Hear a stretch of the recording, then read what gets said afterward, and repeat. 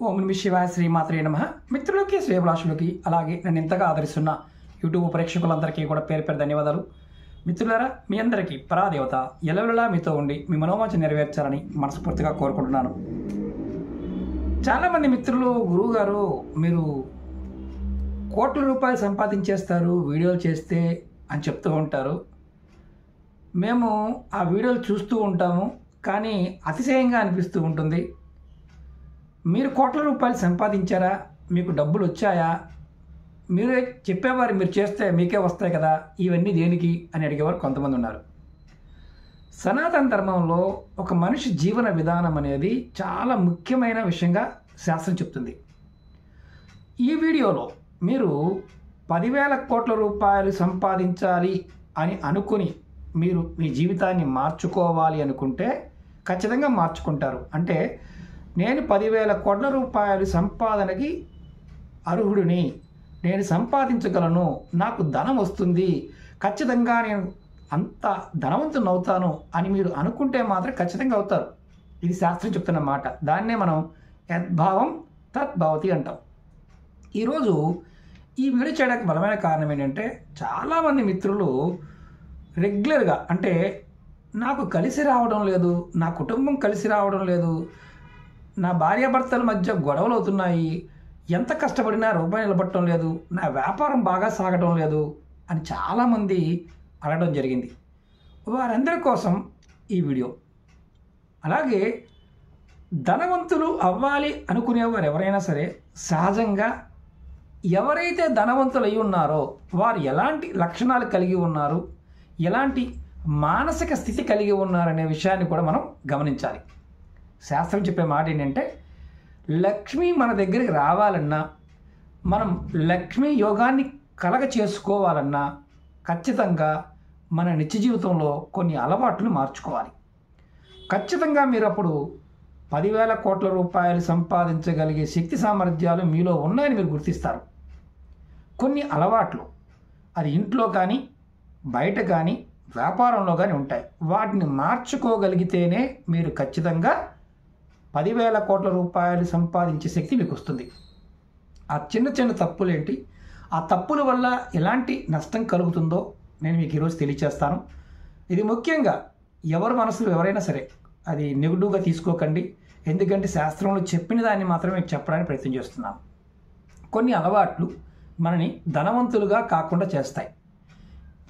ఈ అలవాట్లను వదిలేసిన వారికి మాత్రమే ఖచ్చితంగా ధనం వస్తుంది. చాలామంది నన్ను అడిగారు, గురువుగారు మీరు ఇన్ని ఉపాయాలు చెప్తూ ఉంటారు కదా, మీకు డబ్బు వస్తుందా?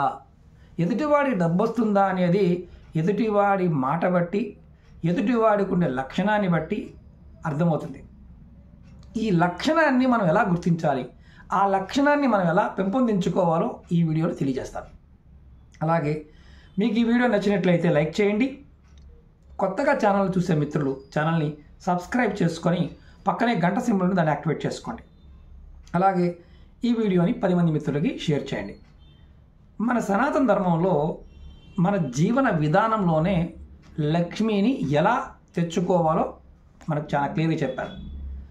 మొట్టమొదటిగా చాలామంది మిత్రులు ఇంట్లో వారి ఇంట్లో పాత సామాను వాడుతూ ఉంటారు. ఎప్పుడివో వాడుతూ ఉంటారు. ఇరిగిపోయిన మంచాలు, ఇరిగిపోయిన కుర్చీలు. వంటగదిలోకి వెళ్ళామంటే చాలామంది ఇళ్ళకి వెళ్తూ ఉంటాను. వంటగదిలో ఎప్పుడో మనకి పాత డబ్బాలు అంటే బిస్కెట్ డబ్బాలు, బోర్నవిటా డబ్బాలు, హార్లిక్స్ డబ్బాలు, అలాగే నూనె తెచ్చుకున్న డబ్బాలు, ఇలాంటి ప్లాస్టిక్ డబ్బాలన్నీ మడ్డి పట్టేసి వాడుతూనే ఉంటారు. వాటిని మార్చరు. అలాంటి వారింట్లోకి లక్ష్మి రాదు, బాగా గుర్తుంచుకోండి. అలాగే కొంతమంది పాత బట్టలను కూడా జాగ్రత్తగా దాస్తారు. అలాగే ఇనుప వస్తువులు, పాత కుర్చీలు, అలాగే ముఖ్యంగా పాతవి ఎప్పుడో తాతల కాలం నాటివి పాడైపోయిన వాటిని కూడా జాగ్రత్తగా చేసి మూటలు కట్టి దాస్తూ ఉంటారు. అవి ఇరిగిపోయి ఉంటాయి. అలాగే ఎలక్ట్రికల్ వైర్లు, పనికిరానివి, పాత ట్యూబ్లైట్లు, పాతవి చిరిగిపోయినవి బట్టలు, అలాగే పాత పుస్తకాలు అంటే అవి వాడకుండా ఉన్నవి కూడా కొన్ని దాస్తూ ఉంటారు. అవి తీసేరు. ఐరన్ వస్తువులు, ఎలక్ట్రికల్ వస్తువులు, ఇవన్నీ కూడా చాలా వరకు ఇలాగే ఇంట్లో దాస్తూ ఉంటారు. దానికి కారణం ఏంటంటే ఆ వస్తువులు మళ్ళీ వాడతాం కదా అనుకుంటారు. ఏదైతే పనికిరాని వస్తువు, పాత వస్తువు, అది దాని సర్వీస్ అయిపోయిన దాన్ని మనం ఎప్పుడైతే వాడుతూ ఉంటామో మీరు కొత్త వస్తువుని కొనలేరు. దానివల్ల మీ జీవితంలో ఆ వంటగదిలో ఉన్న పదార్థాలకు ఏదైతే వాడుతున్నారో అదే మీకు శత్రువుగా మారుతుంది. మిమ్మల్ని ధనవంతులు అవ్వకుండా ఆపేస్తుంది. అది మొదటిది. రెండోది, కొంతమంది బట్టలు, ఎదుటివారి బట్టలు, అక్క చెల్లెల బట్టలు, అన్నదమ్ముల బట్టలు, లేకపోతే స్నేహితుల బట్టలు, ఇలా ఫంక్షన్ వచ్చింది అంటే తెచ్చుకోవడం, వేసుకోవడం, వేసుకున్న తర్వాత మళ్ళీ ఆ బట్టల్ని మళ్ళీ 1 రోజు, 2 రోజులు, 3 రోజులు అలా వేసుకునే వారికి కూడా లక్ష్మీ యోగం కలగదు. ఇది రెండవది. మూడవది, మనం చాలామంది గ్రామీణ ప్రాంతాల్లో కావచ్చు చూస్తూ ఉంటాం. ఎలా అంటే ఎవరైనా సరే ఒక ఫంక్షన్కి వెళ్ళడానికి వారి దగ్గర బంగారం ఉండదు, వస్తువులు ఉండవు. వాళ్ళు ఏం చేస్తారు, పక్క వాళ్ళ వస్తువులు తెచ్చుకొని బంగారం కావచ్చు, మిగతా వస్తువులు కావచ్చు వాడుతూ ఉంటారు. అలా ఎవరైతే వాడుతూ ఉంటారో వారికి కూడా లక్ష్మీ యోగం కలగదు. బాగా గుర్తుంచుకోండి. ముఖ్యంగా మనం చాలామంది లేనిపోని దర్పాన్ని చూపిస్తూ ఉంటారు. దర్పం అంటే చేతులకు ఉంగరాలు. ఫంక్షన్కి వెళ్ళినప్పుడు అందరికీ చేతులు చూపించుకుంటూ ఉంటారు, బంగారం చూపించుకుంటూ ఉంటారు. నేను అది కొన్నాను, ఇది కొన్నాను, అలా కొన్నాను, ఇలా కొన్నాను అని చెప్తూ ఉంటారు. దర్పంగా చూపిస్తుంటారు. చూపించడం వల్ల ఇంటికి వచ్చిన తర్వాత మంచం పడిపోతారు. నకారాత్మకమైన దృష్టికోణం తగులుతుంది. లేనిపోని గొప్పలు చూపించడం కూడా లక్ష్మికి కోపాన్ని తెప్పిస్తుంది. అలా ఉన్నవారికి కూడా లక్ష్మి నిలబడదు. అలాగే ముఖ్యంగా కొంతమంది బంగారాన్ని, అంటే పెట్టుకున్న బంగారాన్ని అంటే తీసి మెడలోంచి కానీ చేతులు తీసి బీరువాలో పెట్టకుండా మంచం పొరుపుల కింద ఎక్కడ పడితే అక్కడ పెట్టేస్తారు, రేపు పొద్దున పెట్టుకుందాంలే అని. మనం లక్ష్మి అంటే అర్థం ఏంటి? బంగారం లక్ష్మీదేవి. ఎంత జాగ్రత్తగా ఉండాలి, ఎంత గౌరవంగా ఉండాలి అనేది ముఖ్యం. దాన్ని తీసుకువెళ్ళి బీరువాలోనే పెట్టాలి. అలా మంచాల కింద పెట్టే వాళ్ళ దగ్గర తాకట్టులోకి వెళ్ళిపోతుంది. అలాగే మెడలో కొంతమంది వేసుకున్న దాన్ని, బంగారాన్ని ఇవి ఓపెన్ చేయడానికి అంటే క్లిప్స్ కానీ రానప్పుడు నోట్లో పెట్టి కొరికి తీస్తుంటారు. అలాంటి వారికి కూడా లక్ష్మి నిలబడదు. వారి బంగారం కూడా వాళ్ళ దగ్గర నిలబడదు, తాకట్టుపోతూ ఉంటుంది. మీరు చెక్ చేసుకోండి, కామెంట్ కూడా చేయండి, మీరు ఎలాంటి స్థితిలో ఉన్నారనేది మీకు అర్థమైపోతుంది. అలాగే రెండవది, కొంతమంది ఏం చేస్తారంటే బంగారం, ఏదైతే బంగారం ఉందో షాపులు అంటే వ్యాపారం చేసేవాళ్ళు కానీ ఇంటి దగ్గర కానీ కొంతమంది బంగారం గొలుసు నోట్లో పెట్టుకొని ఏదో పిప్పర్మెంట్ చీకినట్టు చీకుతూ ఉంటారు. అంటే ఒక అలవాటుగా ఉంటుంది. వారి దగ్గర కూడా లక్ష్మి నిలబడదు. అలాగే కొంతమంది షాపుల్లో కావచ్చు, ఇంటి దగ్గర కావచ్చు, గోర్లు కొరుకుతూ ఉంటారు. ఇలా గోర్లు నోట్లో పెట్టుకుని కొరుకుతూ ఉంటారు. అంటే అది ఒక చ్యూయింగం లాగా అదే పనిలో ఉంటారు. వారి దగ్గర కూడా లక్ష్మీ యోగం వారికి కూడా కలగదు. అంటే చాలామంది చూస్తుంటారు, టెన్షన్ పడిపోయి గోర్లు కొరుకుతూ ఉంటారు. కొంతమంది అదే పనిగా గోర్లని పీకేస్తూ ఉంటారు. నోట్లో గోర్లు పెట్టుకున్న వాడి దగ్గర కూడా లక్ష్మి నిలబడదు. అలాగే ముఖ్యంగా డబ్బుల విషయం చెప్తాను. చాలామంది డబ్బులు ఇస్తున్నప్పుడు అంటే మన తడి చేస్తారు. ఇలా తడి చేసి లెక్క పెడుతుంటారు. మనం లక్ష్మిగా చూసి మనం అమ్మవారిగా భావించి ధనాన్ని మనం ఏదైతే పూజ చేస్తామో ఆ లక్ష్మిని నోటి అంటే దాన్ని ఏమంటాము, ఉమ్ముతో లెక్క పెట్టడం కూడా, అలా చేసిన వాడి దగ్గర కూడా ధనం నిలబడదు. అలా చేసే వాళ్ళు ఎవరైనా ఉంటే కామెంట్ చేయండి. ఎందుకు నిలబడటం లేదు, ఎందుకు సంపాదించలేకపోతున్నారు అని చెప్పడానికి ఇవన్నీ కారణాలు. అలాగే మనం ఎవరన్నా మన ఇంటికి బంధువులు వచ్చినప్పుడు, వారిని గౌరవ మర్యాదగా చూసుకోవడం మనకు చాలామందికి తెలియదు. గొప్పలు చెప్తూ ఉంటాం. వాడు మన కష్టం కోసం వచ్చాడనుకోండి, మనం గొప్పలు చెప్తూ ఉంటాం. అలా చెప్పకూడదు. ఇంటికి వచ్చిన వాడికి బొట్టు పెట్టి, మామూలుగా పూర్వకాలంలో ఇంటికి వచ్చిన ముత్తైదువు కానీ ఎవరన్నా వచ్చినప్పుడు వారికి మర్యాదపూర్వకంగా వారి ఇంట్లో ఉన్నదాన్ని, ఆహారాన్ని కావచ్చు, టిఫిన్ కావచ్చు, లేదంటే బొట్టు పెట్టి గంధం పెట్టి, ఆడవారి గంధం పెట్టి మగవారు బొట్టు పెట్టుకుని వెళ్ళేవారు. అలా ఉన్నవాడికి లక్ష్మీ యోగం కలుగుతుంది. కొంతమంది ఇంటికి రాగానే వారి ముఖం మీద నోటికి వచ్చినట్టు మాట్లాడతారు, అంటే పరువు తీసినట్టుగా మాట్లాడతారు. అలాంటి వాడి దగ్గర కూడా లక్ష్మి నిలబడదు. లాస్ట్ అండ్ ఫైనల్గా చాలా ముఖ్యమైనది, ఇది కుటుంబం. కొంతమంది కుటుంబ సభ్యులు, అక్క చెల్లెలు కావచ్చు, అన్నదమ్ములు కావచ్చు, వారు ఇంటికి వచ్చినప్పుడు గొడవ పెట్టుకుంటూ ఉంటారు. ఎంతగా ఉంటుందంటే వారవలేనితనాన్ని కుటుంబ సభ్యుల మీద, అంటే అక్క చెల్లెలు అన్నదమ్ములు కూడా ఆ పనికిరాని విషయాలు మాట్లాడుకొని వాళ్ళ లోపల ఉన్న నకారాత్మకత అంతా తీసి వాళ్ళ మీద చూపిస్తారు. అప్పుడు అక్క చెల్లెళ్ళు ఏడ్చుకుంటూ వెళ్తుంటారు, అన్నదమ్ముళ్ళు ఏడ్చుకుంటూ పోతారు. ఎందుకంటే ధనం పాయింట్ ఆఫ్ వ్యూలో అది కూడా ఆ ఏడుపు వల్ల కూడా మీకు ధనం అనేది రాదు, లక్ష్మీ యోగం కలగదు. అలాగే చాలా ముఖ్యమైనది ఏంటంటే మన వస్త్రాధరణ.